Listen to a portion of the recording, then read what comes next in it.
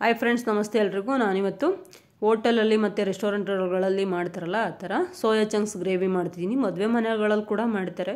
ತುಂಬ ಅಂದರೆ ತುಂಬಾ ಟೇಸ್ಟಿಯಾಗಿರುತ್ತೆ. ಮತ್ತು ಸೋಯಾ ಚಂಕ್ಸ್ ಮಕ್ಕಳಿಗೆ ಎಲ್ಲರಿಗೂ ಒಳ್ಳೆ ವಿಟಮಿನ್ನು, ಹಾಗಾಗಿ ಮಾಡಿ ತಿನ್ನೋದ್ರಿಂದ ಹೆಲ್ತ್ ಕೂಡ ಒಳ್ಳೆಯದು. ನಾನ್ ವೆಜ್ ತಿನ್ನೋರಂತೂ ತುಂಬ ಖುಷಿಪಟ್ಟು ತಿಂತಾರೆ. ನಾನ್ ವೆಜ್ ತಿಂದಷ್ಟೇ ಸ್ಯಾಟಿಸ್ಫ್ಯಾಕ್ಷನ್ ಇರುತ್ತೆ. ನಾನ್ ವೆಜ್ ತಿಂದಿರೋರು ಕೂಡ ಮಾಡ್ಕೊಂಡು ತಿನ್ಬೋದು. ತುಂಬ ಅಂದರೆ ತುಂಬಾ ಚೆನ್ನಾಗಿರುತ್ತೆ. ಈಗ ಮಾಡೋದು ಹೇಗೆ ಅಂತ ನೋಡ್ಕೊಂಬರೋಣ ಬನ್ನಿ. ಈಗ ಒಂದು 150 ಗ್ರಾಮಷ್ಟು ಸೋಯಾ ತೊಗೊಂಡಿದ್ದೀನಿ ನಾನು. ಅದನ್ನು ಒಂದು ಸ್ಟವ್ ಮೇಲೆ ಒಂದು ಪಾತ್ರೆಯಲ್ಲಿ ನೀರು ಕುದಿಯೋಕೆ ಇಟ್ಕೊಂಡಿದ್ದೀನಿ. ಆ ನೀರು ಕುದ್ದ ಮೇಲೆ ಅದಕ್ಕೆ ಸ್ವಲ್ಪ ಉಪ್ಪು ಸೇರಿಸ್ಕೊಂಡು ಆಫ್ ಮಾಡಿಬಿಟ್ಟು ಆಮೇಲೆ ಅದಕ್ಕೆ ಸೋಯಾ ಹಾಕೋತೀನಿ. ಯಾವಾಗಲೂ ಕುದಿಯೋ ನೀರಲ್ಲಿ ಹಾಕಿ ಸೋಯಾನ ಕುದಿಸ್ಕೋಬಾರ್ದು, ಅದು ಕಲಸೋದಂಗೆ ಆಗುತ್ತೆ, ಚೆನ್ನಾಗಿರಲ್ಲ. ಇದೇ ಥರ ನೀರು ಕುದ್ದಿರೋ ನೀರಿಗೆ ಅದನ್ನು ಹಾಕಿ, ಕುದ್ದಿರೋ ನೀರಿಗೆ ಉಪ್ಪು ಹಾಕಿ ಅದನ್ನು ಆಫ್ ಮಾಡಿ ಆಮೇಲೆ ಸೋಯಾ ಸೇರಿಸ್ಕೊಂಡು ಒಂದು 5 ನಿಮಿಷ ಮುಚ್ಚಿಟ್ಬಿಡ್ಬೇಕು, ಅಷ್ಟು ಸಾಕು. ತುಂಬ ಹೊತ್ತು ಬಿಡಬಾರ್ದು. 10 ನಿಮಿಷ ಮುಚ್ಚಿಟ್ಕೊಂಡು ಶೋಧಿಸ್ಕೊಂಡು ಅದನ್ನ ಆಮೇಲೆ ಅದಕ್ಕೆ ತಣ್ಣೀರು ಹಾಕಿ ಹಿಂಡ್ಕೋಬೇಕು ಚೆನ್ನಾಗಿ. ಆವಾಗ ನಮಗೆ ಸೋಯಾ ತಿನ್ನೋಕ್ಕೂ ಹಾಗೆ ಚೆನ್ನಾಗಿ ಸಿಗುತ್ತೆ, ಚೆನ್ನಾಗೂ ಇರುತ್ತೆ ಟೇಸ್ಟು.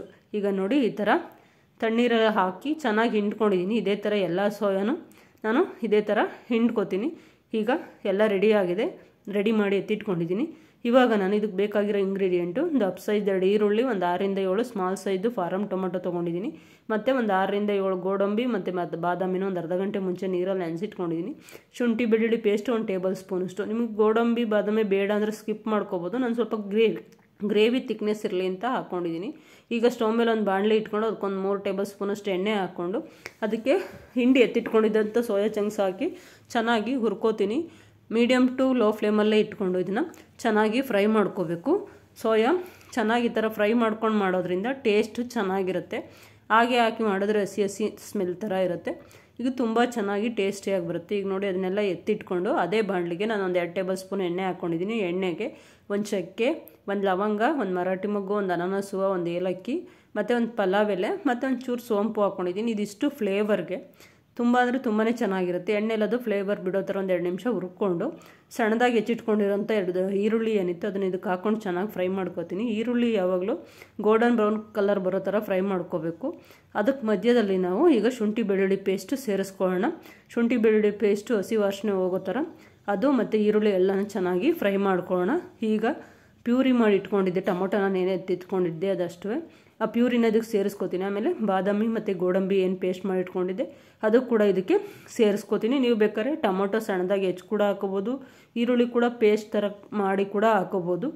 ನಾವು ಗ್ರೇವಿ ಜಾಸ್ತಿ ಬೇಕು ಅಂತ ಈ ಥರ ಮಾಡ್ಕೊಂಡಿದ್ದೀನಿ. ಈಗ ಇದಕ್ಕೆ ಒಂದು 1/4 ಟೇಬಲ್ ಸ್ಪೂನಷ್ಟು ಅರಿಶಿನ ಪುಡಿ, 1 ಟೇಬಲ್ ಸ್ಪೂನ್ ಅಚ್ಕಾರದ ಪುಡಿ, 1 ಟೇಬಲ್ ಸ್ಪೂನ್ ಧನಿಯಾ ಪುಡಿ ಮತ್ತು ಒಂದು 1/4 ಟೀ ಸ್ಪೂನಷ್ಟು ಗರಂ ಮಸಾಲ ಹಾಕ್ಕೊಂಡಿದ್ದೀನಿ. ನೀವು ಗರಂ ಮಸಾಲ ಬದಲು ಮೊಟ್ಟೆ ಮಸಾಲ, ಚಿಕನ್ ಮಸಾಲ ಅಥವಾ ಮಟನ್ ಮಸಾಲ ಹಾಕ್ಬೋದು. ಅದು ಫ್ಲೇವರ್ ಬೇರೆ ಥರ ಇರುತ್ತೆ, ಇನ್ನೊಂದು ಥರ ಟೇಸ್ಟ್ ಕೊಡುತ್ತೆ.